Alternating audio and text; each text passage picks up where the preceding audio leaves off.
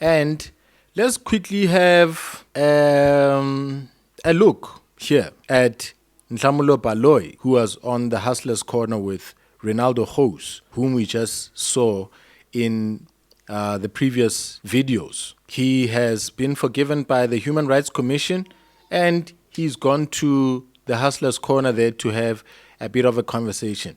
Let's check out about 10 to 15 minutes of each, and then, yeah, we have come to catch up a bit on what has been happening since I've been gone. Let's hear that. Tomorrow's my birthday, bro. I did not know that.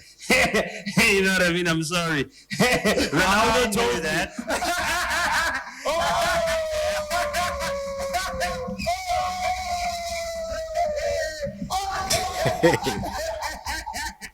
What type of friend are you, dude? Listen, I'm a business partner. I brought you one that's it. too. I'm the tennis. Hey, Ronaldo merchandise. There you go, bro. It's so dope to have you, bro. You know, there's a friend that gives, then there's the friend that takes. It gives us a nice pair of socks. Oh, they're written tag. I'm the taker. I'm the taker. Because what do they call the 49ers that left? The foottakers. Foottakers. Yeah, and the great yeah. Actually, I need to wear these right now. Foottakers, yeah. Because wherever I go, it goes tack.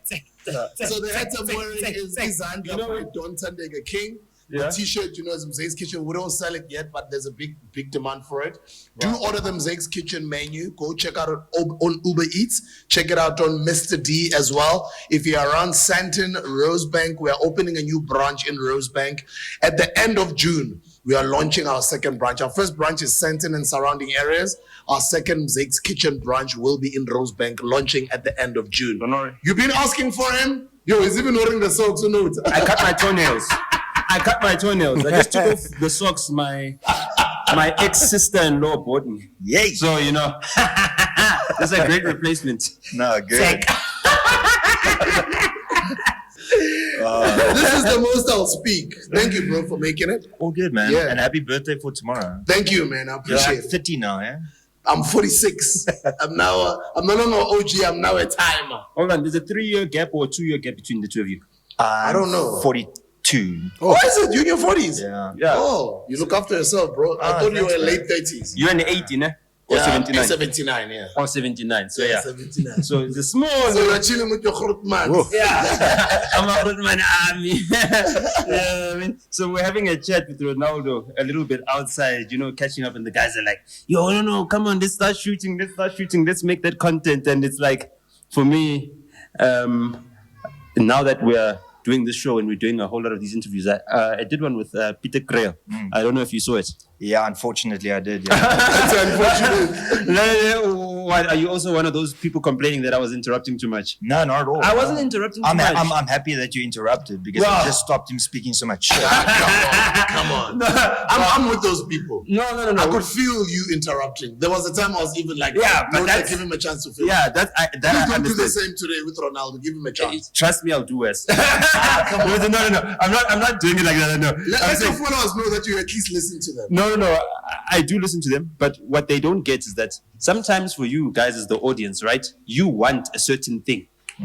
Right? And the person that's creating the content, he wants a certain thing because he's trying to show you something. So I was trying to make sure that I give Peter Krehl a chance to not talk about his normal talking points. All the things he's ever said on his TikTok, when he starts going into that, no. I don't want to hear what people have heard on your TikTok. I want to humanize. Who's Peter Krehl? Let me have a look at that. Is he that new young white guy, lefty as well? Strangeness, man. You know, I don't really like these white people who come and also fan the same kind of hatred that black people have for white people, especially fanning ancestral hate and whatever, you know.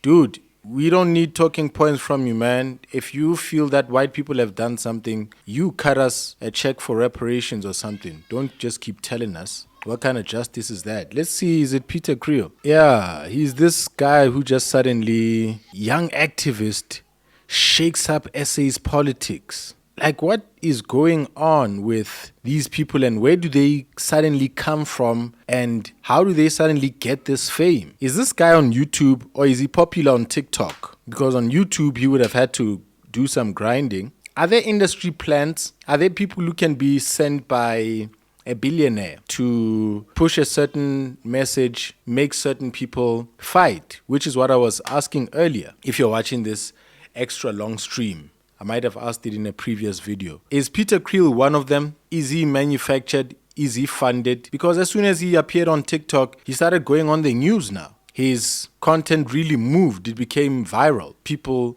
retweeted it. Why does he get to be suddenly famous? Is it something organized? Maybe it is. So that's who they're talking about. Let's continue.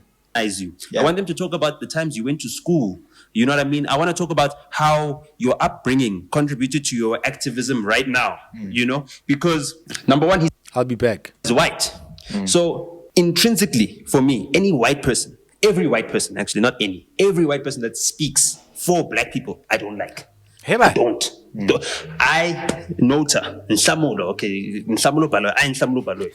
can speak for black people because I'm a black person. And I don't know any black person that needs a white person to speak on their behalf. But I don't mind them speaking in allegiance with black people. If the subject matter we're speaking on is correct, we can speak about that. Injustice can be seen by everyone. If you want to speak on injustice, you can speak on it, whoever you are. If you're speaking about people's history and personal experience and you don't know anything about it, then that is a problem. And I see where Nhlamulo Baloyi would have an issue with that guy doing so. I've had an issue with Waras. So Waras over there was trying to speak about or speak to black people and how they should react during this time towards the threats of Afrikaners and white people leaving. And I felt like, yo, dude, there's a colored party. You should maybe go join it, familiarize yourself with it, and speak for those people first. Speak with them before speaking with us. So Nhlamulo has his view. I don't have a problem with somebody speaking on behalf of black people, but don't speak about their personal experiences like you know them, but speak about injustice and the facts around it, you know? There were certain laws passed. There were certain acts. Speak to those things. If there's discrimination currently, call out those companies and those white people. But when you start speaking about they killed your ancestors, I think you're just spiraling up and riling up the same old anger that you know black people have and they are trained into throughout their life. Historic pain, historic anger for things that happened before you lived. That is what I have a problem with. But let's continue listening to that. And I don't know any black person that needs a white person to speak on their behalf. But I don't think he assumed that he's speaking for black people. No, I'm not talking It's about just his narrative. I'm not talking about Peter. Okay. I'm just saying in general, anyone. I find it very insulting as well. But I understand. Do you understand? I understand where you're coming from. Now, in a situation like we're in South Africa, also, we do need white people to speak. Oh, sorry. I was like, I thought we were advertising a brand that's not supposed to be. I was like, we're advertising 7-Eleven. That's the size of this. You know what I mean? Sorry. So yeah, I don't need any person to speak on my behalf, right? But as South Africans, because of the history that we've got, right? It always pleases us when we hear that the other side understands what we're going through. So we'll always gravitate towards that. So for me, I don't mind that people were angry at me in the comments. Yeah, understanding of the subject matter and the events, the laws passed, the system. Speak to it and speak to those who are running the system. I ain't got a problem with that. Because the point of that episode was to make, especially our black audience, because that's our predominant audience. Not to say that we're not for everybody else, but predominantly the people that we speak to, the languages that we speak, the things that we grew up with, is things that resonates with black people. So naturally, they're the ones who gravitate towards this platform. I did not now want those people to now come in with that mind. So sometimes I need to play the bad cop. Sometimes I need to be the annoying one in the episode. Why? Because I know that the audience is then going to have empathy with the person that is also there. So we don't want to bring people onto a platform to make a soundbite or a snippet that's going to embarrass them. We want the person to be endeared with our audience. We want our audience to be like, wow, I never knew this much about this person, or I never knew that this, or I never knew that me and him shared the same story. I never knew I related like that with this person. And then I now will follow him. I now will subscribe. And our supporters on this platform, they follow people, they subscribe. People see their numbers go up. You know what I mean? People see their customers buying in. So that's the one thing that I needed to get out of Peter, right? So the short version of this is He's saying that you guys are playing checkers and he's playing chess because he played you on that. No, I'm playing Mrabaraba. I'm playing Mrabaraba. Yeah, I'm playing Mrabaraba. Ludo. Yeah. No, I don't know how to play Ludo. Yeah, because people used to play with money. So any game that ended up being played with money, Mrabaraba, okay, yes, but we used to play with our grandparents a lot, so there wasn't much gambling. But as soon as it became gambling, I cannot get involved. I've never gambled in my life, never played the lottery. So I rolled the dice on that Peter Grail interview by just like jabbing him, poking him, you know what I mean, getting out. So I hope that you guys watch it. I hope you get a chance to watch it. Get another perspective. What is your opinion on white people that come out and speak on behalf of black people? I don't have a problem with it. The problem I have is when they take a voice away from a black individual that Good question. has got the lived experience. I think that's a problem that a lot of white people have that's more center right, because you see these individuals that constantly jump from one topic to the next and they never stick to a topic until it's resolved, if that makes sense. So I don't have an issue with any white person that feels the way that they do and want to relay a message or speak on behalf of an individual.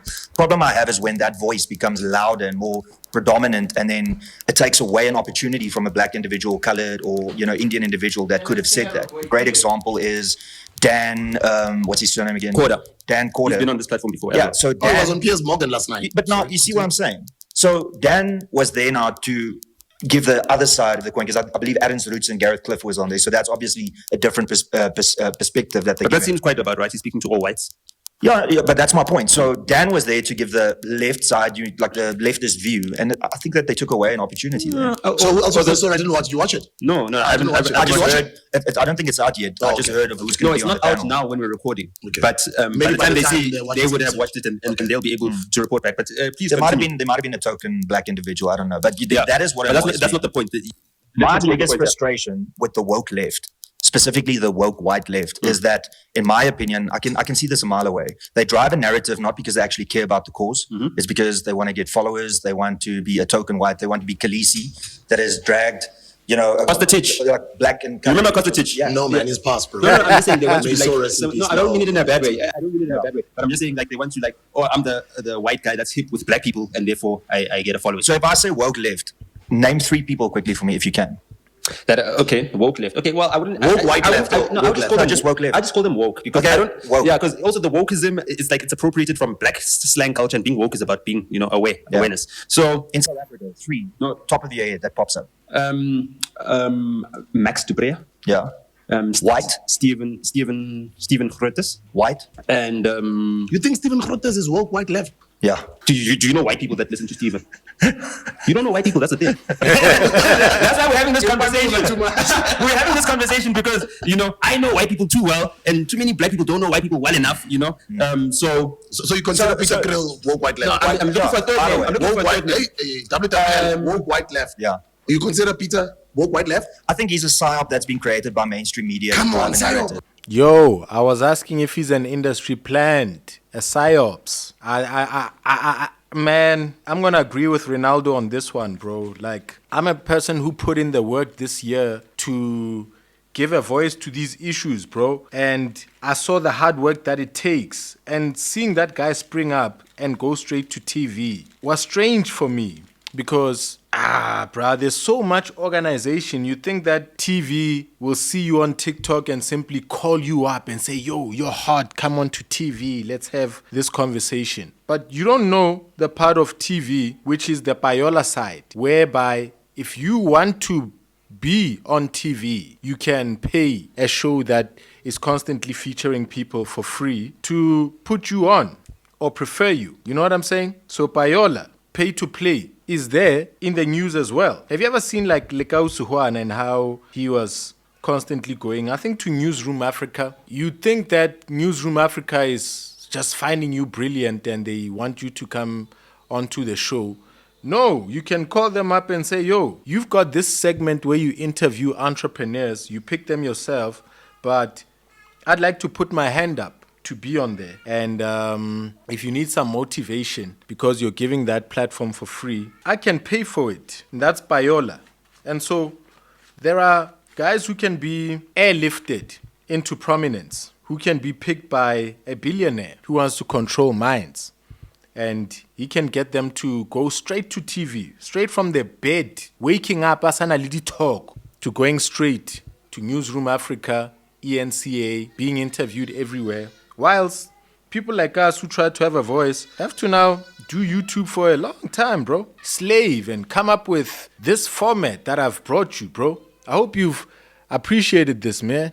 I've brought you content, like this, bro. State-of-the-art ways. And then you've got Peter Kriels just showing up and suddenly having a huge voice. Like there's somebody, bro, who wants black people to be spoken for by a voice that they can control. Or they want black people to not evolve their thinking in South Africa and constantly be assured on the black side and on the white side that the white person did this to your ancestors, and so you should feel the anger hot and fresh right now. So I don't like that. I don't like that. Why are peaceful leftists or peaceful black people, if you can put it that way, because they aren't really black right-wingers, people who want to seek peace between the whites and the blacks, and they are seemingly coming from the left, if you can put it that way. People like me, I come from the left. By the definition, I come from the left. I was an EFF member, and now here I am, the dude that I am. I'm curious, bro. Somebody like me who is not a radical, who is Christian, who is forgiving, who wants to see progress, who forgives haters, who loves humanity and pursues to even have love for the personhood of their enemy. As God says, that love even your enemies. Do you know that? Like, care for your enemies and care for their children and their well-being, and pray for them too. Pray for them to have salvation, not for them to succeed as your enemy. Not like pray for your enemy to conquer you. No, pray for them to see the light. Even whilst you're under their captivity, pray for them to have some empathy and some grace to treat you well. I think Mandela, while he was in Robben Island, found some commonality and some peace with the guards on Robben Island. And they got to treat him well, and they got to like him. And he really must have petitioned to say, yo, you've got me under captivity, you're working me to death, but please have some kind of leniency. So being able to plead with your enemy is something that you kind of have. Plead with them spiritually for them to improve so that they don't kill you, especially if they do have the power to do so. So let's carry on listening over here, man. Yeah, dude. Yeah. No, I just think no. I don't think he's a psyop. I think any white person that speaks to black issues right now can be exploited by mainstream media to get views for their own personal agenda. They want an audience. They don't want relevance. They don't want to build your story, and that's why I shaped that interview to interrogate him so that we can get the true story, so that people can relate with him. Because we're not using this white face for relevance. We're not using Renaldo so that we can be relevant. And no, we want to ensure that Renaldo is able to speak to our audience and they can understand him. And also at the same time, we curate the way in which he is presenting his message so that it is palatable to our audience as well. Yeah, but if you look at what was Makovich, what was the guy that was the EFF prompted up as this white Jewish child that yes, the one who was wearing a suit Makovich or something. Yes, what happened to him? Because he was going to, the media I'm still looking for a third name. Please give me a third guy. Please, I can't. I did. You made the point that I was making. So I asked you to name 3 woke people, not white people, and two of the 3 that you mentioned were white individuals. No. Those are the white people I thought of. Okay. But in terms of black woke people, I mean, a lot of them. So the long answer to the question is, I don't mind them having their views, and I don't mind them if they do great work and spread awareness. The problem I have is when they...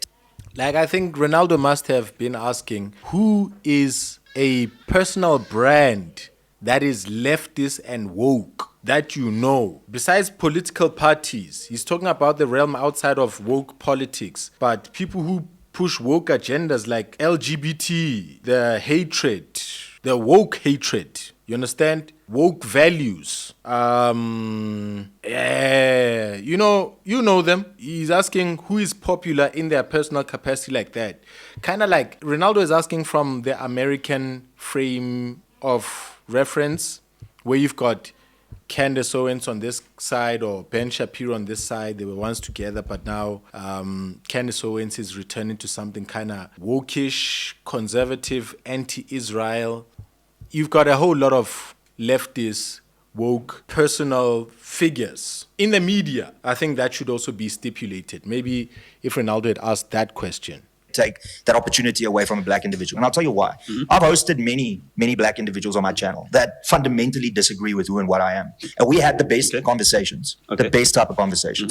Whereas if I had a woke whitey on, the problem was always that it was very aggressive. It came across almost that they have to disagree with me just fundamentally based on the principle that I'm seen as a right-wing individual, when I'm not. I'm but centered. you know that the woke whites are the saints of the world. They're holier than thou. Why would you expect them to talk to you with respect? They're holier than that. Thanks for proving No, I'm my just point. asking.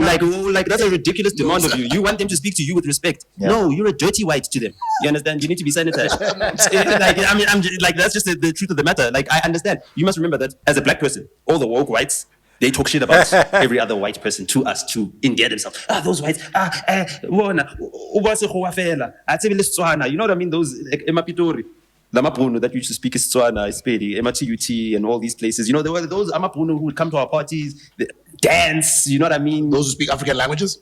Yeah. You see, there's a lot of white people who speak African languages As online. a black person, Yeah. you will be able to find white people that speak African language because when they see you, they'll be like, "Let me speak an African language." You know, get closer to you. Diakuva. Oh yeah, Matiba said that. What did Matiba say again about knowing people's languages? Yes, if you speak to in a man's If you speak to a man in his language, then you speak to his heart. Yeah, yes, that's what he said. yes. You know the whites, they know Matiba. they know Matiba. As Jacob Zuma said, listen properly.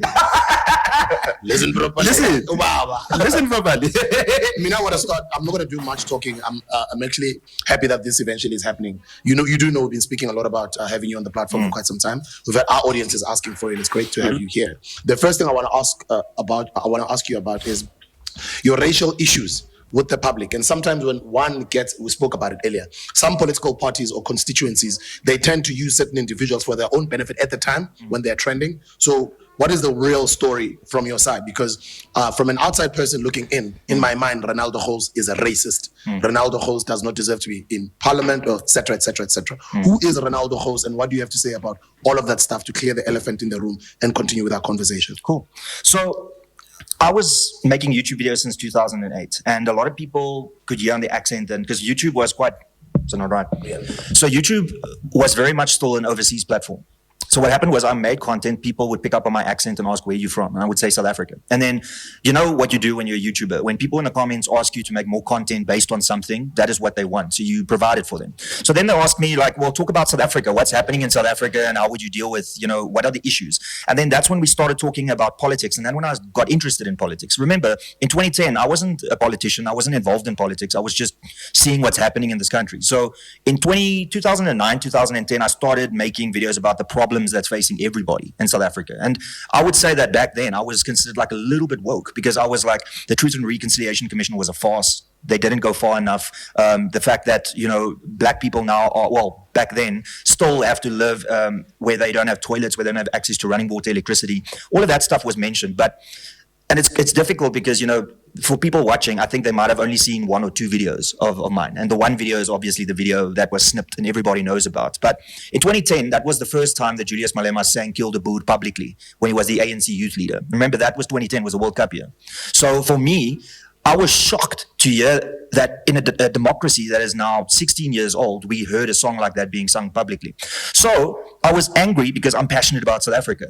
Even on that Third Degree, there was a Third Degree interview with me about that video. And then in that video, I said, the problem I have is that the government isn't doing enough to help South Africa move forward. Not white people, but South Africa. So ultimately, I made that video. Now, you must also remember that video was now done 15 years ago. In the context of what I did, I said, how would you feel if I sang kill the boer, kill the farmer, but if I twisted the words? Because back then the term boer was derogatory. Now today, it's difficult because people use the word boer to refer to Afrikaners and they don't mean it in an offensive way. But then you get people that say, man, you're a boer, you're a settler, pink pig, So that's that context to it as well. Now, if I could go back and tap myself on the shoulder and say, Renaldo, would you use those terms? Obviously not, because the Overton window shifts. So what is acceptable to use as an example back then might not be acceptable in the future. And it's definitely not acceptable. I condemn the use of those words. The K word and the N word, a white person should not utter it. A black individual can own that, like what the Americans have done with the N word, but that's up to the community to decide. Yeah, nigga. Yeah, nigga. See, You see, that is also so absurd because hip hop is one of my favorite genres of music. You know, Now you can't say every Biggie second Smalls. Yeah. Okay, you're a Biggie fan. Okay, I'm a Biggie fan, dude. Yeah. I'm a Tupac fan. We like Dude, the East Coast. Tupac is good though. You see, as a white guy, I like both, you know. Like as a white guy, I can do Tupac and Biggie. You can do the East and the But West. yeah, so Ready to Die, one of the best albums. Afterlife, another brilliant. Hypnotized is probably the best B.I.G. song ever. But what I'm saying is, Kicking the door, bro, and 10 crack commandments. so No. So- Many more problems. Shiny suits. it is, but hey, They were floating. They had zero gravity. What are you talking about? You see that music video? The hypnotized in this house. You look Diddy's thinking about all of those things now in the cell. I want to have a talk with you about Diddy. I want to know if you still support Diddy. To the death. Okay. I love But Diddy. let me finish my one racist story. I love our role models, but anyway. Yeah. Okay, so just to wrap it up, because I mean, this story has been spoken to death. To the people out there, don't take my word for it. Go and check my content from 2010. I did charitable work. I spoke out against people that use the K word in a derogatory manner to attack. My intention back then, as wrong as it is to use the K and N word, was just to say, guys, can we not divide this nation? We just came out of something. Remember 2008 and 2007, that period was good. The economy was growing. Unemployment was at the lowest levels. Things were starting to move in the right direction. Yeah, I mean, there was a global financial crisis, but we didn't really feel it. We didn't feel it. We only felt it like 3 or 4 years later. But now the question is, was that because of the shift in Jacob Zuma becoming the president, all of those different aspects? My point that I made in my very crude way was just, guys, we are better together. Let's not do these songs that divide people. And that was it. And then, of course, 15 years later, because in between that time as well, from 2000. You've been on YouTube for 18 years, so people need to understand that. Yeah. I mean, for the first 3 years, I didn't make a video. I took a gap for 5 years. But my videos have always been what is best for South Africa, all South Africans. It was never a white channel. It was never this is what white people need to do. Because if there's one thing Afrikaners don't like, is to be told what to do, specifically by other whites. They don't like it. Afrikaners don't like the leader concept. They don't buy They don't into like that to be narrative. led by other people. Afrikaners are very much like Zulus No. in terms of their demeanor. Not to say that their You see, cultures are the same. even me sitting here, I'm not going to agree or disagree with you because then I'm speaking on behalf of them. No, Okay. I don't know. Because I Afrikaners, saw your homie Roman Kavanagh. He did a video. I'm actually chatting to him this week as well. He did a video where he compared Afrikaners and Zulus, and I was like, it's a little bit touchy here because the Afrikaner comes from this region, but came as people that had a large settler contingent, whereas the Zulus stayed here, survived here. You know what I mean? They didn't have uncles in Europe that were sending them an e-wallet or M-Pesa or what did they call it? Mukuru. The Afrikaners, the British, and all the Europeans, they had Mukuru being sent through. You know what I mean? They had Mukuru being sent through. So our native tribes, you must remember that they've been resisting colonialism for 500 years. Our languages are still spoken. Even our smallest tribe is bigger than any of the white nations. The English nation is not as big as the Tsongas or the Vendas. You understand what I'm saying? The Afrikaner on the white side of it is not as big as any of those. So as much as colonialism and apartheid, crime against humanity, you can't say that native black South Africans were genocided, like were wiped out. You understand? Even if that was the goal of the settlers or anyone amongst them, they did not achieve that goal. So you can't say they conquered us. You know what I mean? So I don't take offense because to take offense means that I'm a conquered person. I know my grandfathers for 13 generations on. I don't know many white people that know that much of their family tree. You know what I mean? I'm very proud of my heritage. My roots are very deep. I know where my language started, like the place where my language started, where it was first spoken. The stories of the people that lived during those times are part of my folklore. So I'm very proud of who and what I am. And I've got a very deep history. Afrikaans as a language is celebrating 100 years, right? White Afrikaners came as Dutch settlers, as Flemish indentured servants from Belgium, because there was that time where the Dutch Empire had conquered it Belgium. was German, French, Dutch. But Belgium was conquered by the French at some point. It was conquered by the Prussian Empire at some point, and then reconquered by the Dutch also at another point. So all of that mixture, right, came here. My issue with what Roman was saying, right, is that out of all the groups that have come, the white groups that have come and naturalized, right, the Afrikaner created a subculture, his own identity with the soil. But he only did that out of necessity because he was left as a refugee here. You understand? That's why they had to trek up. There was no ships coming to fetch them. They had now they had to survive in Africa. They had to make it. Their kingdom, their empire had fallen. Capitalism had, brought them down. The tulip crisis, in Amsterdam, where capitalism and stock markets started. Those are bold interventions. You know what I mean? Boa is a Dutch word for farm. Yeah. You know what I mean? Bowery was the Boa. That's the main street in Manhattan Island in New York that used to take people from the one side to the other side. You know what I mean? Boa, that's a Dutch city. New York City. Yeah, New York City was founded by Dutch. Yeah. Yeah, Dutch. Yeah, yeah. Yeah, It was I called didn't New know Amsterdam. that. Okay. Yeah, it was, Amsterdam. you understand? That's why have you seen the New York flag? Yeah. It'll give a lot of The American people- flag, No, right? no, the New York, like The New York city actual flag. flag, the New York city It's flag, yeah. I think orange, It's got the white, Dutch and blue. colors. The Orange, old white, Dutch and blue. Republic colors. Okay. So people will see that and go, Boer Republic. Yeah. It's the same people. It's the same history. You know what I mean? They're the experts of land reclamation. They built the Cape Town City Ball out Let's check that flag while we're here. of the ocean, you know? Yeah, yeah. That was all underwater before, you know? So they brought in their technologies, but their empire fell. And now they couldn't survive. So now they're renaturalizing themselves. The way in which, and we were discussing this earlier, our transition happened, right? Was that there were two white tribes or two white nations, right? The English and the Afrikaners, by the time we now get into the Union of South Africa beyond. And those two white tribes made a pact and a deal. They were oppressing one another. They're at war with one another. The Afrikaners, the Boers, the Dutch, whatever you may call them, they were colonized, they were captured, they were put in concentration camps, you know? They made a settlement and a deal. And that deal was that we will send you in as the managers of the state. Pause. Why the New York State flag looks the way it does. The design of the New York State flag is deeply rooted in symbolism that reflects the state's history, values, and aspirations. The flag features a deep blue field with a statue with the state coat of arms in the center, a design officially adopted in 1901 but based on elements dating back to the 18th century. Key elements in their meanings: shield scene.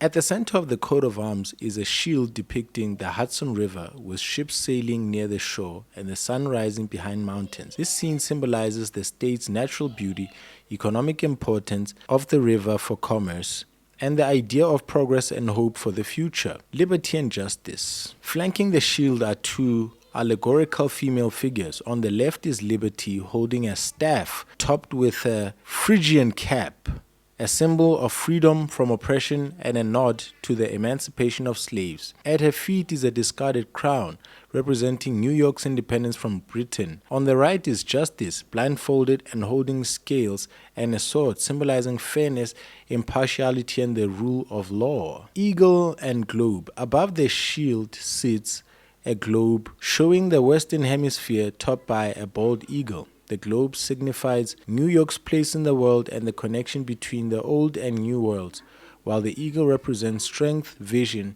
and the state's aspirations for greatness. Hey.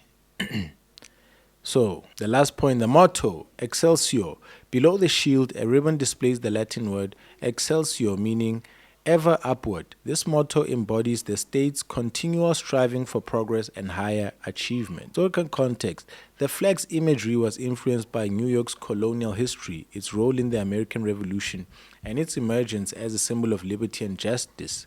The coat of arms was first adopted in 1778, shortly after independence, and the blue background was chosen in 1901 to match the uniforms worn by Continental soldiers during the Revolutionary War. Why doesn't that say anything about the Dutch? I'll come back to that. Right? We will run everything. You will manage everything, right? And then you will be given a position of prominence. And coming from a concentration camp, if I'm a Boer, and I get told, hey, you're now going to rise up, you're going to have rights, you're going to have some land, you can build a family, you're going to have some security. After being abandoned by my own king and kingdom. You must remember, I was sent here by my king. My king then lost his money, got bankrupt, and then all of a sudden I'm stuck at the boarding school. No one's coming to pick me up. That's exactly what it was. You know, when you're waiting for your dad to pick you up, and he only comes at 8, and every car looks like his car. Until he finally comes. I can't relate. Sorry. I was never picked up. That's Vandal was like. same here. They also had to walk. Shame. Yeah, 80s babies. Yeah. Tough luck. So, so now the Afrikaners create this identity, right? And this identity needs to have a mythology behind it, the manifest destiny mythology, all of that stuff. This is the stuff that Peter Gray was telling us about. I don't know if it's whoever it is, right? Whatever the case may be, right? All of this identity, and what that does is that it makes them now endemic to the majority of the population, because the job of management is to suppress the black laborers, to manage the black laborers, right? That is the job of the management. There's the capital guys that run every. Yeah, so it is for real. The colors now. Here is the answer. Significance of the colors in relation to the establishment of New York. The colors associated with New York, particularly blue, white, and orange, have deep historical roots tied directly to the city's and state's establishment. Dutch colonial origins. The original colors of New York City's flag, and by extension its broader civic identity, are blue, white, and orange. These colors are a direct nod to the city's Dutch heritage. In the 17th century, when New York was founded as New Amsterdam, the Dutch West India Company used the flag featuring these hues. The orange in particular referenced the House of Orange-Nassau, the ruling family of the Netherlands, symbolizing the city's colonial founders and their royal lineage. So that's what's up. New York, like Cape Town, same thing. Cape Independence flag, have you seen that? Everything right at the top, and then the middle managers, they get They get the flack from the workers. Have you ever seen someone say, I want the CEO of Nando's? Where have you seen that? No, they go manager. You understand what I'm saying? Yeah. That's the person that you complain to. So the anger, the trap that the British set up for the Afrikaner is that, yes, we're going to give you this management role, you'll be able to lift yourself up, but you'll be hated by the natives of this place. And then from then on, the strategy was then, how do we now endear ourselves to the natives? We become the ones that are empathetic, the liberals. So the English person then got known as the liberal, the Afrikaner got known as the conservative. You understand? And both of them are fighting one enemy though, communism or socialism or whatever it is. Right? They're advocates for capitalism. The Dutch were the ones that started it. The English were the ones that perfected it and captured enough land so that the sun does not set on land that is owned by King Charles. Do you know that? Well, I mean, I'm not that clued up. I'm just saying King Charles. As the sun goes around the earth, every day it touches a piece of land that he owns. Yeah. That's how big The empire was. You understand what I'm saying? And they stole that whole entire thing from you. You know, the Dutch. Well, I mean, the Afrikaner. Yeah, you are listening. What do you think of these things? Let's keep listening.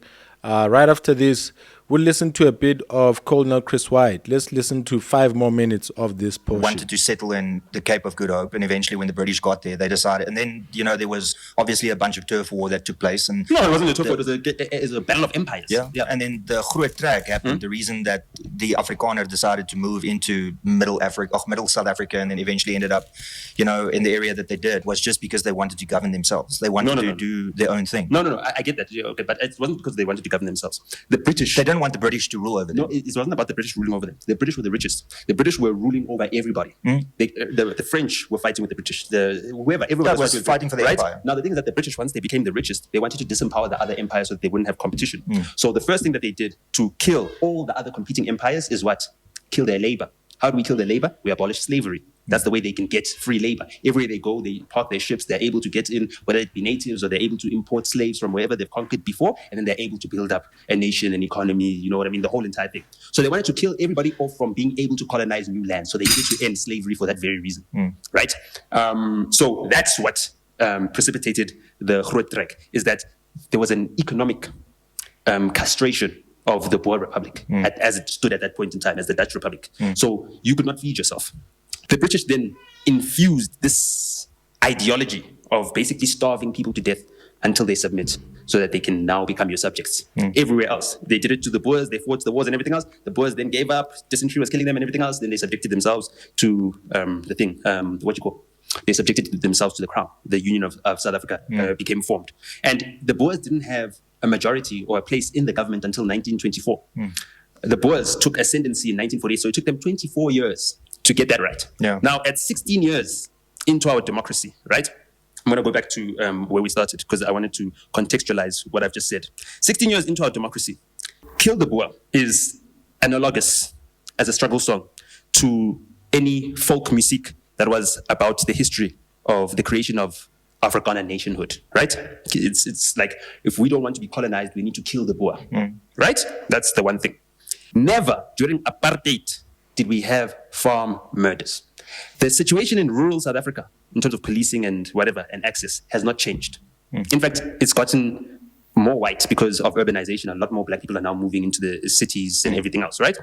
During apartheid, Kill the Boer was sung. Yes, it was banned. It wasn't in public platforms. You weren't going to sing it at a stadium unless you knew there were no white people around, right? But it was part of the ethos. And there was motivation to kill the Boer. Yet we didn't have farm murders. Well, we don't know. No, we didn't. Apartheid is past. We know that period. We didn't have farm They murders. didn't record stats. No, a black person going onto a white man's farm to kill him. No, I'm not. Hey, there were no farm murders. What are farm murders? Is it when white people are killed? Because the black people were always on the farms. Did they never kill the people that they worked for? Well, a black person wouldn't have that kind of audacity back in those days. And because it wasn't such an industrialized economy, farming as a main source of income. And being on a farm, you lived there. So you were part of the cattle. You were part of the white man's property. Your father had grown up on the farm and you became his child and served the master. And if the master sold the farm, he'd sell the farm with you and the animals and the crops and the buildings on there, the sheds and the machinery. You'd all be sold together. So of course, highly unlikely for a person in that condition who couldn't leave and come back like a 9 to 5 to kill their master they live with. Police would have arrived to say, there's no black person in the state who is not accounted for. There's no random walking around of black people. So there was no black person seen from Soweto who had gone to enter a farmland there. There was no traveling. There was no migration of that kind. So maybe Nota has a point. Let's keep listening. It's an interesting discussion. Arguing, I'm just saying there's a big difference between there were No. There's no white person that can die without it being known. Every white person has an ID. It cannot happen. There's no white people that were buried somewhere in South Africa and then they're unmarked graves. That's not blacks. Only us. Yeah. So completely understand it during that period. Yeah. So this is what I'm saying. I want to get to the point. So The point. Someone who's now coming from, whether you, as a white South African, you will never understand the meaning of that struggle song to you intrinsically. It'll never have the same meaning to you, right? So you'll never understand the motivation of the people that sing it, right? You understand what I'm saying? For me, personally, just to disclaim so that you don't think I'm trapping you, I don't agree with it being sung on a public platform for EFF or anything else, right? Because they're a new movement. They don't come from that struggle that they're singing about, right? They're appropriating something. But that's neither here nor there. And also the purpose of it is just to annoy white people. I don't think they're appropriating it. I think they're the grandchildren of the people that sing it. Yeah, but they're in a new organization. And that organization was founded on the premise that it's going to kill the old organization. So who should? But that song was sang by Julius from Peter Mokaba. So he's an apprentice of Peter Mokaba. So did Peter Mokaba have a right to sing that song within the right party? And now Julius is an extension, has appropriated the song and is not in the right party. Is that an argument Nota's trying to make? How does he make it? Sing it, so nobody should sing it anymore. If I decide I'm changing my family, I'm changing my surname to Maswangani, I'm not going to sing the Baloi songs. So who's got the right to sing that song? So nobody has. No, I'm not saying that no one has the right. So everyone has the right to sing the song. What I'm saying is that as a family, okay. The thing is that I'm going to deviate from my point, right? So I'm playing devil's you're playing devil's advocate, advocate. yeah, sure. So I want to differentiate. The reason why I'm saying this is that the EFF is a political party. There's different standards for an individual, a civic organization, a grouping, and a political party. A political party has got representation in legislature and all those things in the Judicial Services Commission. So they pick the judges in the judiciary, and also in some spheres of government, you know what I mean? They're the ones that get appointed into spheres of government. I think only a handful of ministers can be appointed onto cabinets that don't come from parliament themselves, that are not members of parliament. So it's very limited. So they're the ones who've got the greatest responsibility of creating or nourishing the soil for the society that they want to see germinating and growing and becoming fruitful. Now, with the EFF's clout chasing using Kill the Boer, for me it cheapens Kill the Boer. It wasn't used for clout chasing. He's saying that this is a song that belongs to liberation movements and no one beyond a liberation movement or liberation protest or civil rights movement should keep singing Martin Luther King songs. A rapper in the current time, or maybe rappers can, but he's saying that the EFF are lawmakers. They are responsible for making a country come together. They have that responsibility in some kind of way. And so they don't have, there's no benefit for them singing that song, and it's not their job to be singing it in the current time because liberators had every right to sing it. I don't know, but I'm hearing him. You understand what I'm saying? And also, there was a real struggle when it was being sung. So now, when we're not in that struggle, there's no reason to bring us back there. Because our problem... I think that's the point that a lot of people have. That's where we agree. Where we disagree, though, is that by calling for the song to be banned, you're setting a very bad precedent, because the same arguments you're using to say kill the boy should not be sung, it's not appropriate, is the same arguments I can use by saying I feel oppressed by singing this them.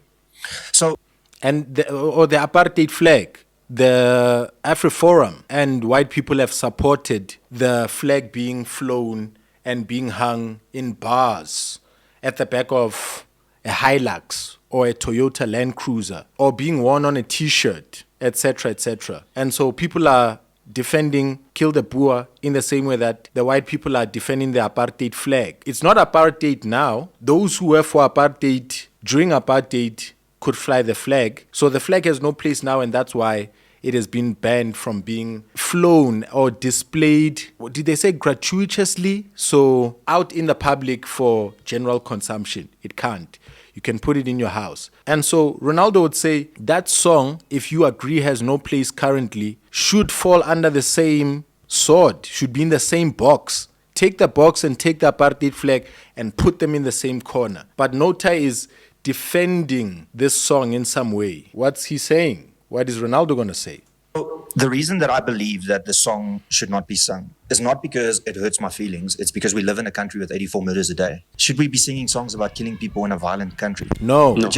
So let me ask you a question. The old South African flag, are you happy that it's banned? Yes. Do you prefer that it should be banned, or should it be... Can I choose not to answer that question? That's fine. Answer the question. I don't think any symbols of our history should be erased. Yeah, look, I mean, I'm not a fan of the old South African flag. No, I just don't want to answer specifically on the old South African flag. Yeah. Because, you know, I can see where you don't like anything being banned, but it doesn't mean that you support it, right? Yeah. The point that I'm making is a piece of cloth. Yeah. Because let's bring it down to brass tacks. A piece of cloth was banned because of what it represents, right? So does logic then not follow that a song that is ours killed 31 years into our democracy is not needed in a country where we have 84 murders a day? It's not because it hurts my feelings. It's not because of anything other than, if you think of that song being sung, don't think of Julius Malema. Think of the dumbest person in that crowd. Yeah. And then ask yourself, this person might be idolizing Julius Malema. And he is now sent Julius Malema 100 WhatsApps because he's got his private number, and the guy's not reaching out to him. And the way in which his head he thinks he can reach out to Julius Malema. Oh yeah, like Dear Stan, so Eminem's fan, who went all the way because he took Eminem's music extra seriously, and he took on his pain in the music and made it his. He listened to the lyrics about how Stan dealt with his girlfriend or his loved one, and he decided to do the same. So he's saying that there are zealots, there are people who are more radical than Julius, who may not understand the confines that Julius is singing them, and that person may go on to act. Is to go and do what Julius Malema every single time at the end of the rally says, kill the boot, kill the farmer. I'm saying, I'm using an example. I'm not saying that's... No. I want you to explain your... So the thing is, you only need the dumbest person in a crowd. And it could be a white person, could be I'm not saying it's a black person, but the dumbest person in that crowd hear that and go, okay, it's an instruction. And then goes and implements that. That's one death too many. Because if we prevent people from singing that song, we are actually, look, I mean, if we were in a country that had normal murder rates, then I'm assuming that people wouldn't be as offensive and or offended and feel that the song is not building unity. Because ultimately, why should a song like that still be sung? Because it's a political message. It's not a message to inspire violence. For you, Nota. No. For you. No. You can't speak on behalf of everybody else. Yeah, man, Renaldo is making a point there, but let's park him over there. Y'all go and check out the rest of that video. So we leave it over there.